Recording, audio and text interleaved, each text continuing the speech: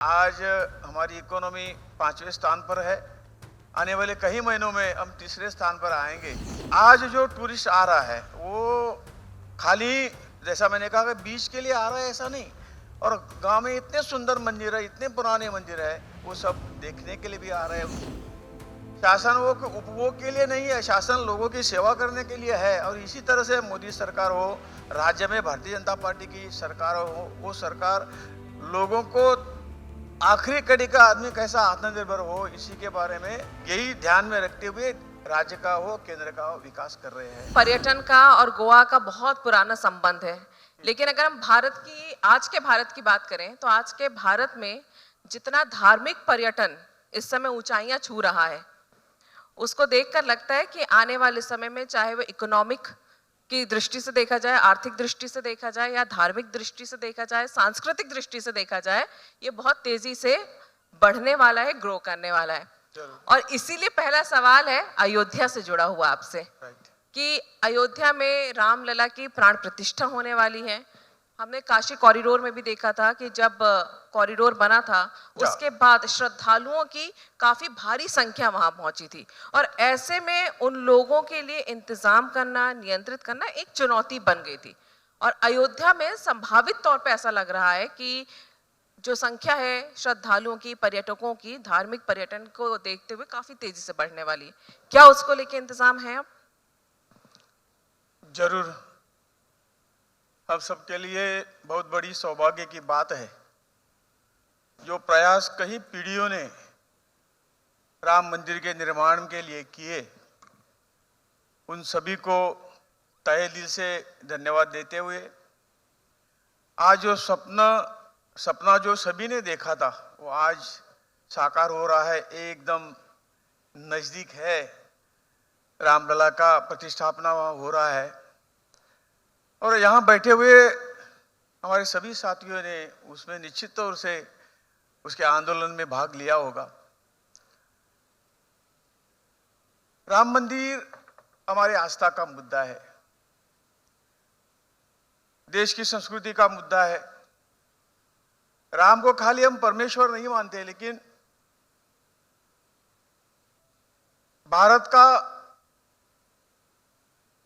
जो कुछ हम कहते हैं कि ये आदि पुरुष है, इन्होंने रामायण के जरिए जो कुछ हमें शिक्षा प्राप्त होती है, एक आदर्श पुरुष है, जीवन में किस तरह से जीना चाहिए, ये सब रास्ता उसी में से हमको मिलता है। और इन्हें हम सब ने इन्हीं को ही आदर्श माना हुआ है। और ये हमारा सभी का आस्था का विषय, इसलिए राम मंदिर फिर वहां निर्माण होना ये देश की बड़ी आवश्यकता थी और ये आवश्यकता आज पूरी हो गई है, हो रही है। और इसीलिए जिन्होंने इसके लिए जो प्रयास किए, हजारों पीढ़ियां यहाँ खपी, उनके लिए, उनके सामने उनको मैं नमस्कार करता हूं, उनके सामने नतमस्तक होता हूं। आज राम जन्मभूमि एक बड़ा, देश का एक बड़ा स्थल होने जा रहा है। पर्यटन वही उसमें है, जब लोग आते हैं वही पर्यटन बनता है। और इसलिए पर्यटन मंत्रालय में बहुत कुछ काम हुआ, हाथ में लिया हुआ है, आगे आएगा, वो भी सब करेंगे।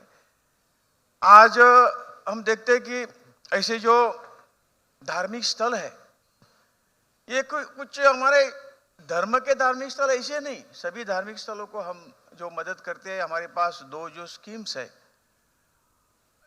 एक जो स्कीम है, ये स्कीम है हमारी स्वदेश दर्शन स्कीम। उसके जरिए हम मंदिर के बाहर जो कुछ पर्यटकों के लिए जो सुविधा चाहिए, वो सुविधा का निर्माण करना, ये हम राज्य सरकार को डिटेल प्रोजेक्ट रिपोर्ट बनाने के लिए कहते हैं और राज्य सरकार ये सब करता है। और जो खर्चा आता है वो सब 100% खर्चा हम राज्य को देते हैं।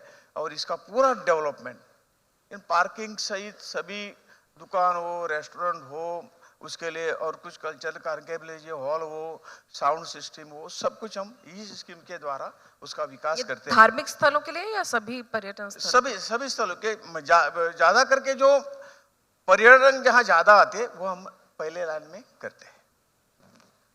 पर्यटन की बात होती है, अभी थोड़ी देर पहले नितिन जी भी थे, हालांकि उन्होंने सड़कों का पूरा जाल बिछाया है, हाईवे हर जगह पहुंच गए, लेकिन अयोध्या जैसे छोटी जगह है, या हम काशी पहुंचते हैं, जो छोटे शहर रहे हैं वहां पर हाईवे पहुंचना या इस तरह की जो आधारभूत संरचनाएं होती हैं उनकी समस्याएं बहुत ज्यादा रहती हैं। पर्यटन की दृष्टि से और लोगों की सुविधा की दृष्टि से क्या सरकार की ओर से कोई कदम उठाए जा रहे हैं? जरूर जरूर, पर्यटन का विकास करना यह राज्य सरकार का दायित्व है और इसको सपोर्ट करना ये केंद्र सरकार अपने ये स्कीमों के द्वारा फंडिंग, मेजर टोटल फंडिंग करना, ये जो उनका जो स्टेट एनुअल प्लान होता है उसी के प्लान के जरिए कहाँ कहाँ क्या करना है, ये जो प्रोजेक्ट हम करते हैं उसी के तरह करते हैं, उसको फंडिंग देते हैं। जैसे स्पेशल प्रोजेक्ट जो होते हैं केंद्र सरकार अपने इसमें और भी ज़्यादा मदद उन स्थानों को करती है। आपने देखा होगा काशी का कॉरिडोर कैसे था, आज कैसे हो गया है। आज मध्य प्रदेश में ऐसे जो कई जो लाखों टूरिस्ट जहां आते हैं वही स्थान के लिए हम महाकालेश्वर का स्थान भी कॉरिडोर वहां बन रहा है कि ये सरकार और तरीके से उसको मदद करती है ताकि वहाँ लोगों को अच्छी तरह से सुविधा मिले, यही उसके पीछे उसका मकसद रहता है और ये भी डेवलपमेंट करते हैं। आज आपने देखा है केदारनाथ का स्वरूप आपने देखा हुआ है, यहाँ टूरिस्ट और पर्यटक तो जाते हैं, उसके लिए सभी तरह की सुविधा आज वहाँ रास्ता मेरे ख्याल से नितिन गडकरी जी ने बताया होगा, अभी 1-2 किलोमीटर के आसपास वहाँ रास्ता बन जाएगा। ये भी किया है सभी डिपार्टमेंट जो है, तो ये सब सुविधाओं के लिए अपने अपने इस जिम्मे जो काम आता है वो अच्छे तरह से करते हैं। एक और पहल है जो केंद्र सरकार ने की है कि पर्यटन के क्षेत्र को उद्योग का दर्जा देने की। जरूर, आपको लगता है इससे रोजगार विशेष तौर से उसको काफी बढ़ावा मिलेगा या किस तरह से आम जनता को ये चीज प्रभावित करेगी अगर इसे उद्योग का दर्जा दिया जाता है तो? जिस तरह से देश में टूरिज्म बढ़ रहा है इसलिए बहुत सालों के लोगों की मांग थी कि इसको इंडस्ट्रियल दर्जा देना ही देना है और इसका काम पाइपलाइन में है और मेरे ख्याल से तुरंत ही इसको इंडस्ट्री का दर्जा दिया जाएगा। इसका मतलब यह है कि हम इनको कुछ सपोर्ट तो निश्चित तौर से कुछ सब्सिडी मिलेगी, जो कुछ बाकी इंडस्ट्री को मिलता है वही फायदे उन सबको मिलेंगे और इसकी आज ज़्यादा से ज़्यादा जरूरत है। जो देश को ज़्यादा अर्निंग देने वाला जो ये है वो टूरिज्म है और इसलिए आज हमने उसको मदद की और आज लाखों टूरिस्ट, आज फॉरेन टूरिस्ट हो या डोमेस्टिक टूरिस्ट हो, लाखों टूरिस्ट आज ऐसे स्थानों पर जा रहे हैं वहाँ उस सुविधा का जो अभाव है वो अभाव को ये करने के लिए हमें इंफ्रास्ट्रक्चर खड़ा करना है और यही जो इंडस्ट्री का दर्जा देने के बाद पीपीपी मोड पर भी हम टूरिज्म के डेवलपमेंट का विकास हम अच्छी तरह कर सकते हैं और इसलिए सरकार कदम उठा रहे हैं और जल्दी से जल्दी, क्योंकि माननीय प्रधानमंत्री मोदी जी का जो सपना है, आज हमारी इकोनॉमी 5वें स्थान पर है, आने वाले कई महीनों में हम 3रे स्थान पर आएंगे, लेकिन 2047 में भारत को एक विश्व की सबसे बड़ी इकोनॉमी बनाने का काम जो है ये हम सबका आगे का सपना है, वो सपना हमें साकार करना है। तो इंडस्ट्री हो, टूरिज्म हो, सब जगह बढ़ाना चाहिए और जो राज्य सरकार है, केंद्र सरकार में है, उन सभी को जो प्रयास इनके लिए करना चाहिए वो इसके ऊपर सब डिपेंड है। आप जो सपना देख रहे हैं उसमें युवाओं की काफी भागीदारी रहने वाली है और इस समय यहाँ पर भी काफी सारे युवा मौजूद हैं। अगर पर्यटन के क्षेत्र में वो जाना चाहें, विशेष तौर से गोवा के काफी युवा हैं और गोवा में तो पर्यटन को आप जानते ही हैं कि कितना बढ़ावा भी दिया जाता है और रोजगार के दृष्टि से उसे देखा भी जाता है। जरूर, टेक्नोलॉजी के हिसाब से या भविष्य के हिसाब से ये जितने यहाँ पर युवा बैठे हैं, आप उनको क्या सलाह देंगे इस क्षेत्र के? जरूर, सभी ने तो टूरिज्म में आना है। आज भी बहुत से युवा टूरिज्म को सपोर्ट करते हैं, टूरिज्म में आते हैं और बहुत बड़ी संभावनाएं है गोवा में। आज अभी गोवा का हमने हिसाब लगाया तो कम से कम 2,500-3 हज़ार आज गोवा के लिए रूम्स चाहिए। जिस तरह से गोवा का टूरिज्म अभी कई एक सीजन में बटा हुआ नहीं है, सीमित नहीं है, वो तो अभी 365 डे पूरे 12 मंथ आज शुरू हो गया है। जो बारिश के सीजन में हम ऑफ सीजन कहते थे वो भी आज फुल सीजन बन गया है और इसलिए जो व्यवस्थाएं जो है गोवा में चाहिए वो व्यवस्था बढ़ाने की कोशिश सरकार की भी है और हम सभी युवाओं को आमंत्रित करते हैं कि इसमें अब तरह तरह के टूरिज्म में आप शामिल होके टूरिज्म भी बढ़ा सकते हैं और इनडायरेक्टली जॉब भी हासिल कर सकते हैं, एम्प्लॉयमेंट भी बढ़ा सकते हैं। जो आज जो स्टार्टअप शुरू हो गया है, जो प्राइम मिनिस्टर की जो स्कीम्स हो गई है, उसी के जरिए आज होम स्टे का भी एक जो स्कीम है वो एकदम सस्ता से आपका घर हो, उसमें आपने एक 2-4 रूम बनाए तो आप उसे आमदनी कर सकते हैं। ऐसा हर युवक सबको नौकरियां सबको तो नहीं मिलेंगी, लेकिन ये जो अपॉर्चुनिटी है तो अपॉर्चुनिटी का फायदा लेके इस तरह से हम यदि आगे गए तो निश्चित तौर पे हम खुद को भी एम्प्लॉय करेंगे और चार युवाओं को भी एम्प्लॉयमेंट दे देंगे। इतनी ताकत टूरिज्म में है, इंडस्ट्री में है, इस सब में है। और इसीलिए मैं सभी युवाओं को आग्रह करता हूँ, जहाँ जहाँ अपॉर्चुनिटी है वो अपना हाथ उसमें डाले, आगे आए और इसका निश्चित तौर से फायदा ले लें। बिल्कुल, युवाओं के लिए आपने ये सलाह तो दी है, लेकिन साथ ही साथ नीतियां भी कुछ होती हैं। 80 के दशक के बाद अब जो है जो पर्यटन को लेकर उसके क्षेत्र में जो है उसकी नई नीति की चर्चा हो रही है। इस नीति में विशेष क्या है और ये कब तक इम्प्लीमेंट हो जाएगी? विशेष फॉर एग्जांपल गोवा में खाली हम बीच टूरिज्म इसी के ऊपर डिपेंड थे, लेकिन आज गोवा का समुद्र इतना बड़ा है और तरह तरह से हम एग्रो टूरिज्म कर सकते हैं। जैसा आपने पिछले सेशन में कहा, फॉरेस्ट टूरिज्म कर सकते हैं, तरह तरह एग्रीकल्चर टूरिज्म, एग्रो टूरिज्म कर सकते हैं और तरह तरह के टूरिज्म हम उसमें उसे जो ब्रांचेस है निश टूरिज्म कर सकते हैं। ये सब इसमें जब हम उसकी सभी की व्यवस्था करके सभी को उसका हम इंफ्रास्ट्रक्चर तैयार करेंगे तो टूरिज्म निश्चित तौर से बढ़ जाएगा। और ये जो अपॉर्चुनिटी, जैसा मैंने कहा कि ये अपॉर्चुनिटी उसका हमने फायदा लेना चाहिए और एक टूरिज्म और बढ़ाने का जो कुछ एक मामला है, तो मैं बोलता हूँ कि हमारे कहीं युवा है, कहीं फैमिलीज है, उनके पास जमीन है, यदि वो टूरिज्म के प्रोजेक्ट को पीपीपी मोड पर यदि तैयार किए तो जल्दी प्रोजेक्ट तैयार हो जाएंगे और निश्चित तौर से सरकार को भी ज़्यादा वहाँ पैसा देने का, बाकी कुछ करने की ये नहीं होगी। तो इसलिए इसी तरह तरह के जो कुछ प्रोजेक्ट है उसमें सभी ने सम्मिलित होके ये खुद के लिए भी है और देश के लिए, देश के प्रोग्रेस के लिए भी उसका हाथ बार लग जाएगा, ऐसा मेरा मानना है।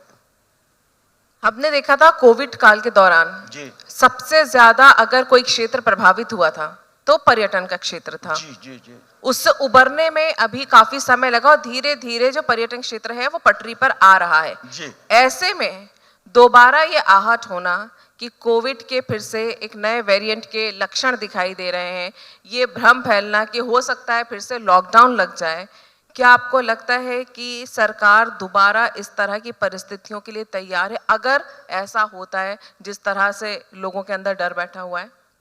आपने देखा है 2020 से 2020 तक तो पीक था कोविड का, और ये कोविड का एक्सपीरियंस अब हमने लिया हुआ है और आज हम सभी इसके लिए हम तैयार हैं।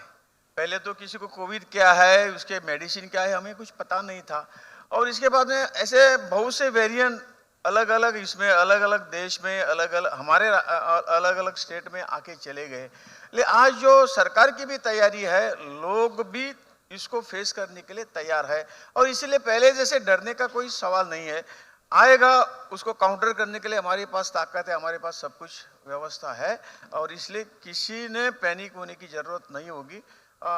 जैसा हमने पीछे उसको फाइट दिया है उस तरह के फाइट हम आगे भी दे देंगे। कोविड आएगा, कोविड जाएगा।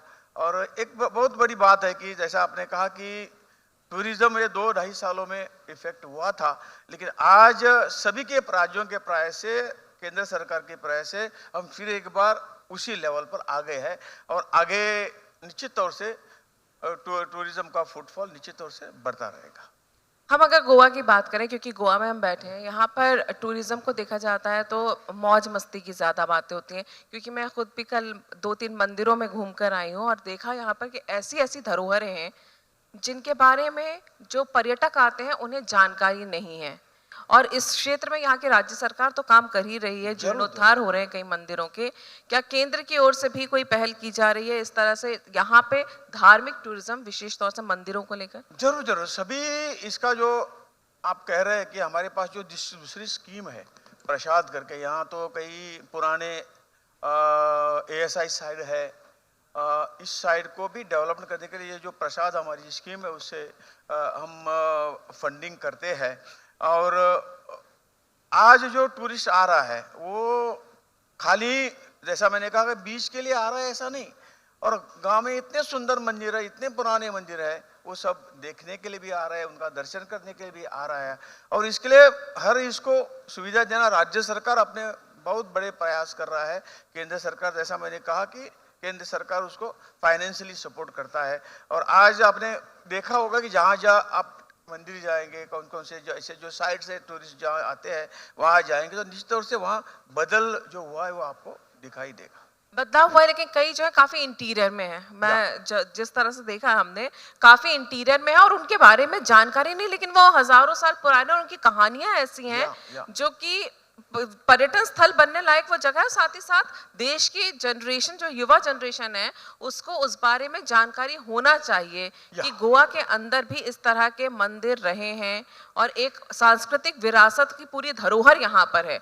तो वो कनेक्टिविटी के लिए भी क्या कोई काम हो रहे हैं कई जरूर जरूर सरकार अपने तरह से डिजिटली भी अपने सभी माध्यम जो है लोगों को पहुंचाने वाले जो माध्यम है उस माध्यम का उपयोग करके सभी उसका जो इतिहास है उसका कहाँ कहाँ क्या क्या स्तर है वो गोवा सरकार भी कर रही है और हमारा टूरिज्म मंत्रालय भी कर रहा है। तो इसकी जानकारी गोवा में कोने कोने में क्या क्या है इसकी जानकारी अब लोगों तक अच्छी तरह से पहुंच रही है और इसीलिए तो टूरिज्म बढ़ता जा रहा है और आगे भी इसी तरह से बढ़ता जाएगा। आपने एक बार एक बयान में कहा था कि टेक्नोलॉजी के साथ साथ रोजगार का सृजन जो है वो पर्यटन क्षेत्र का अंतिम लक्ष्य होना चाहिए। तो क्या ऐसे कोई आंकड़े हैं, अगर हम पिछले 10 सालों का हिसाब देखें तो क्या रोजगार के क्षेत्र में पर्यटन को लेकर कितनी वृद्धि हुई है और भविष्य क्या है? निश्चित भविष्य तो उज्जवल है। मैं आंकड़े में एग्जैक्ट आंकड़े मैंने आपको बता पाऊंगा क्योंकि इसमें डायरेक्ट एम्प्लॉयमेंट कम है। कहीं हम ऑफिस खोला के वहाँ कम से कम 10-20 स्टाफ जाएगा, लेकिन इनडायरेक्ट जो एम्प्लॉयमेंट होता है, एक कुछ टूरिस्ट डेस्टिनेशन बन गया, वहाँ कहीं छोटी मोटी दुकानें होगी, वहाँ कोई रेस्टोरेंट हो जाएंगे, वहाँ टैक्सी लगेगी, वहाँ चाय पानी की व्यवस्था लगेगी, ऐसे जो बातें हैं उससे ज़्यादा एम्प्लॉयमेंट उसी से जरिए मिलती है। और ये एम्प्लॉयमेंट बहुत इसको स्कोप है और बहुत इसी तरह से बहुत बड़ी संख्या उसमें आ गई है। तो टूरिज्म पर्यटन वो एम्प्लॉयमेंट का एक साधन बन गया है। जितना जितना पर्यटन बढ़ेगा उतना उतना एम्प्लॉयमेंट, डायरेक्ट इनडायरेक्ट एम्प्लॉयमेंट भी बढ़ेगा। एक राष्ट्रीय पर्यटन बोर्ड का प्रावधान जो था वो काफी लंबे समय से भारत सरकार के पास विचाराधीन रहा है। क्या सरकार इस बोर्ड के गठन को अभी जरूरी समझती है? कब तक इसका गठन किया जाएगा? इसकी आवश्यकता क्यों पड़ती है? जरूर जरूर जरूरत पड़े उसके ऊपर मंथन विचार शुरू है और निश्चितपणे जरूरत पड़ेगी तो उसका गठन भी हो जाएगा, वक्त पे हो जाएगा। आपका बहुत बहुत धन्यवाद श्रीपत जी, आप यहाँ पर आए, आपने पूरी जानकारी दी और सागर मंथन सुशासन संवाद 2023 में आपने काफी महत्वपूर्ण बातें तो बताई हैं, लेकिन चलते चलते ये भी बता दीजिए कि आपकी दृष्टि में सुशासन की क्या परिभाषा है? 2014 से तो आप देख ही रहे हैं देश में जो शासन में परिवर्तन रहा है, क्योंकि मूलतः शासन किसके लिए है? ये जो आज जो शासन चला रहा है उसको पता है शासन किसके लिए है। शासन वो उपभोग के लिए नहीं है, शासन लोगों की सेवा करने के लिए है। और इसी तरह से मोदी सरकार हो, राज्य में भारतीय जनता पार्टी की सरकार हो, वो सरकार लोगों को आखिरी कड़ी का आदमी कैसा आत्मनिर्भर हो इसी के बारे में उसको क्या क्या चाहिए, वहाँ क्या क्या विकास करना है, ये सब देख के ही यही ध्यान में रखते हुए राज्य का हो केंद्र का हो विकास कर रहे हैं। आज हमारे देश को आज पूरी दुनिया पहचानने लगी है और कहीं राष्ट्राध्यक्ष भी भारत के इसमें बोले हैं कि किस तरह से भारत आज उभर रहा है। इसका मतलब ये तो विकास ठीक तरह से यहाँ हो रहा है और विकास ये तो चलती प्रक्रिया है, वो कभी थमेगा नहीं, रुकेगा नहीं, तो ये तो चालू रहेगा। लेकिन ये विकास के साथ साथ यहाँ की जनता का विकास ये भी सब ध्यान में रखते हुए भारतीय जनता पार्टी की सभी सरकारें, केंद्र सरकारें हो राज्य सरकारें हो, ये थीम ध्यान में रखते हुए तो आपने सैकड़ों स्कीम्स देखिए प्राइम मिनिस्टर ने, एक छोटे बच्चों को पकड़ के बुजुर्ग के तक कोई अपना उसको कहीं तकलीफ नहीं होने इसी तरह के स्कीम्स आज दे दी है। और आज जो भारत की जो विकसित भारत संकल्प यात्रा जो आज रही है, तो ये सभी स्कीम लोगों के घर में पहुंचाने का काम, प्रचार करने का काम ये सब कर रहा है। और इसीलिए आज जनता भी जागृत हो रही है, जो फायदे उनको मिल रहे हैं वो जो फायदे मिल रहे हैं वो ले रही है। और आज भारतीय जनता पार्टी, में पार्टी का यहाँ ये जिक्र नहीं करता हूँ, लेकिन ये हमारा कर्तव्य है। किसी के ऊपर हम जब बोलते हैं कि ये किसी के ऊपर उपकार नहीं है, ये जो उन्होंने आशीर्वाद हमें दिए है तो इनके लिए काम करना है, ये हमारा पथ्य है, ये हमारा ये है, ये इसको लेके हम आगे बढ़ रहे हैं। भारतीय जनता पार्टी की बात की और हम वैसे भी अटल बिहारी वाजपेयी जी का जन्मदिन है, उसी का उत्सव मनाने गोवा दूसरी बार आए हैं, तो उनके साथ के कोई अनुभव या उनके जन्मदिन पर कुछ विशेष? आप इसमें मैं इससे पहले ऐड करूंगा, जो पार्लियामेंट में आपने देखा होगा, जो 2047 में 15 में जो कानून बने थे, ब्रिटिश ने जो कानून बनाए थे, ये आज तक चालू थे, किसी ने उस पर ध्यान नहीं दिया। लेकिन माननीय मोदी जी ने उसके ऊपर चिंतन करके कम से कम 350 जो वहाँ के जो कायदे थे, आज उसको स्क्रैप करके भारत के नए कायदे उसके जगह पर बिठा दिए। क्योंकि वहाँ ब्रिटिश का जो ये जमाना था वो क्या करता था कि भारत के लोगों को ज्यादा से ज्यादा सताए, जुल्म करने के जो कानून थे उन्होंने लगाए थे, उनको सब कुछ